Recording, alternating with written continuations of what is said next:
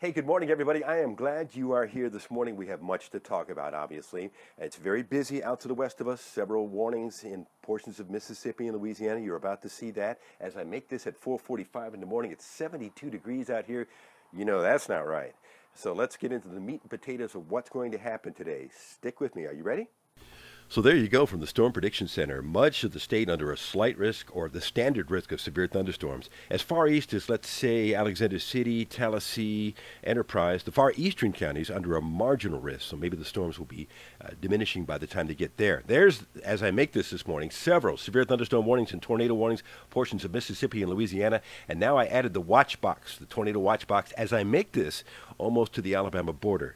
And a powerful storm system. Wow. Look at the lines of isobars. The storm system near Little Rock, Arkansas. Snow on the backside of it. And in front of it, some dew points in the 60s and 70s, which is fuel for the fire. This concerns me because that's a juicy air mass. 7 o'clock in the morning, the squall line is between Jackson and Hattiesburg, moving on to the east. And then I think by 11 o'clock this morning, the squall line has moved into West Alabama. The leading edge of the rain has made it to maybe as far east as Montgomery. So that's a busy time frame. And so is this at 2 o'clock with the strongest storms, the squall line itself, between, let's say, Selma and Montgomery, moving on eastward. 4 o'clock in the afternoon, that's pretty intense in East Alabama as well, from about Montgomery on to the Auburn area and down to Dothan. 6 o'clock, the storms are all mainly in the far east and southeastern counties about to leave the state. So it's going to be a busy day ahead. And I like this timeline from the National Weather Service. 8 a.m. to noon, let's say, for the far western counties. 11 to 3 for the central counties. That looks good. 2 to 6 for the far eastern counties. Yeah, let's go with that time frame with the threat of severe thunderstorms and some spin-up tornadoes as well.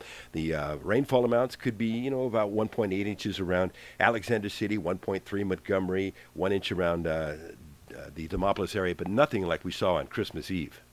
And it's not just here on Facebook that I'll be posting information as needed today, but I know everybody's not on Twitter, but boy, Twitter is an effective way for me to get information quickly out to you, and it's a good forum.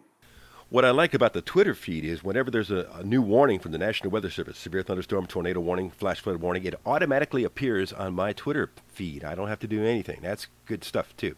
If you know somebody who's not on Facebook or Twitter who would like to see these videos, there's also a YouTube page where the videos are available, and you don't have to join Facebook. How about that? Now, briefly, let's talk about the rest of the week. Showers and thunderstorms on Wednesday, almost a 100% chance of that on Wednesday. Then colder air after some morning showers on Thursday. That's New Year's Eve. Well, colder air will start to filter in. The warmest air will be early in the day on Thursday with a high around 60. So mid-70s today, and then we progressively get cooler. And then Friday, New Year's Day, breezy and much colder. High only around 53. It'll seem colder. So for the new year, a new reality, sharply colder.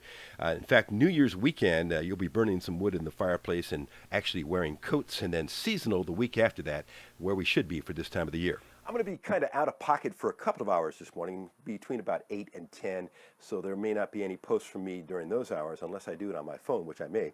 Otherwise, stay weather aware all day long. That includes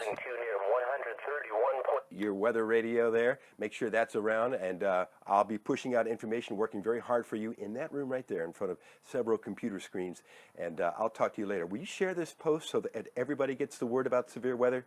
Thanks. Rich Thomas Weather.